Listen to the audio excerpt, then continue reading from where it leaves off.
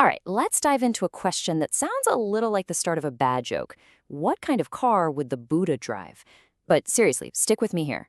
This whole thought experiment, pitting some really ancient wisdom against our super modern tech, it actually uncovers some pretty surprising things about the choices we all make every day, especially when we're trying to be more green.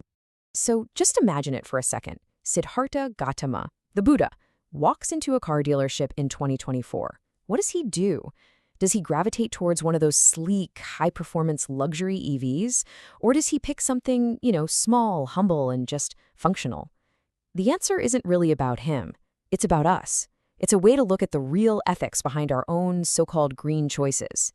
And really, this choice isn't just about horsepower or battery range. It's about two totally different philosophies.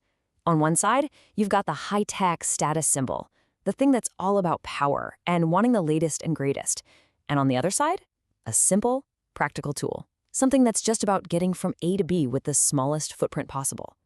It's a classic showdown, ego versus utility. So, which one leads to enlightenment? Okay, so where do we even begin to find an answer? Well, the first clue is kind of staring us right in the face. On the surface, the whole idea of an electric car seems to line up perfectly with a core Buddhist mission to reduce suffering in the world. It all starts with this foundational concept in Buddhism, dukkha. You can translate it as suffering, but it's more like a deep, fundamental unsatisfactoriness with life. And if you think about it, what is the constant noise, the smog, the stress of traffic, and the health problems caused by gas-powered cars? That's a perfect example of modern human-made dukkha.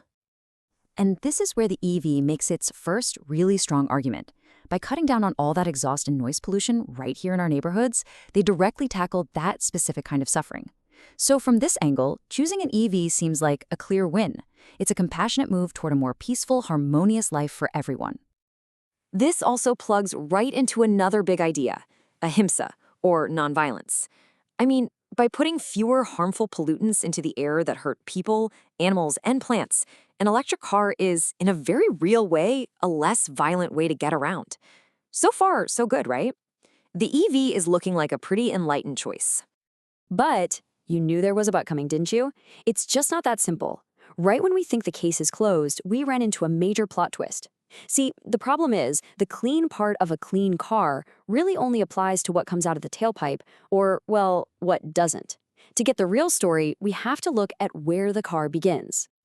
And that brings us to the really tough question.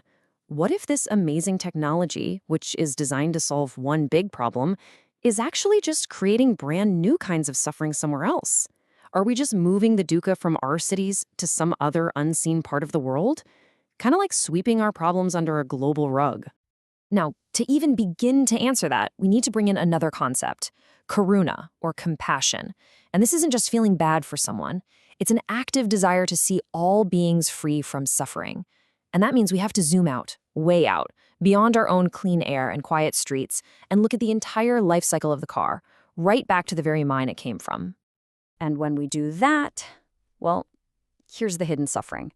The lithium, the cobalt, all the stuff that's absolutely essential for these powerful batteries, it's often mined in really harsh conditions. This whole process can cause massive environmental damage and, frankly, a lot of human suffering along the supply chain.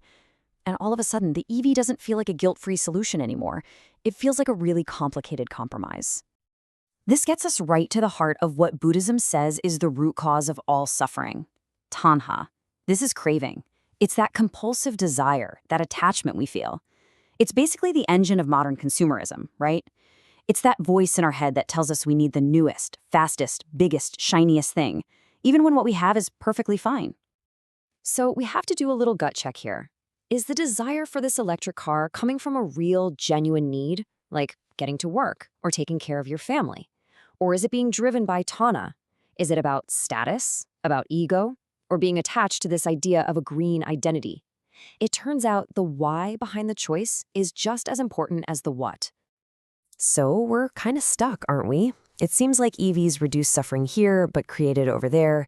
They can be a tool for good, but they can also just be another shiny object we crave. So how in the world do you navigate a mess like this?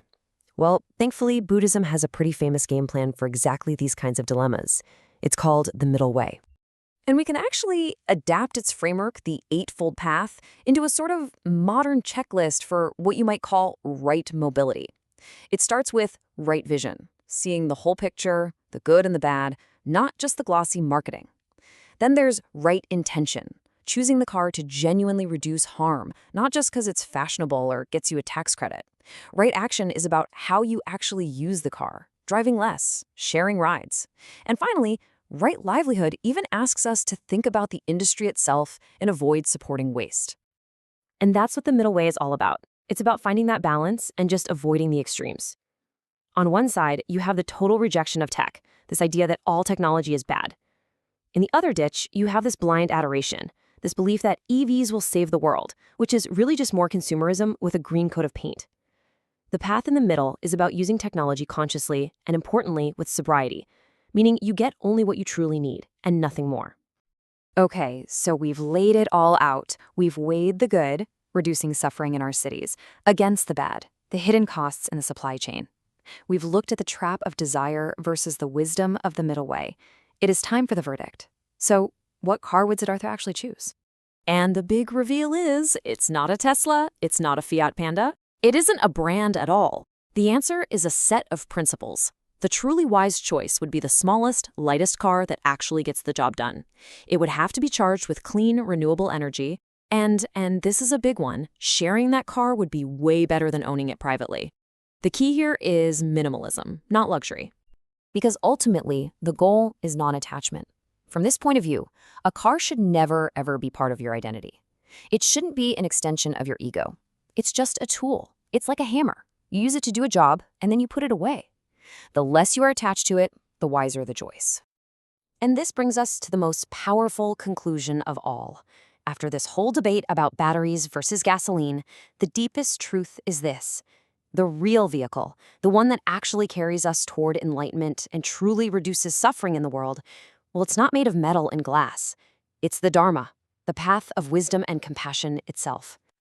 So, you see, this whole thing was never really just about a car, was it? The car was just a vehicle for a much bigger idea. The real takeaway is a new way of thinking.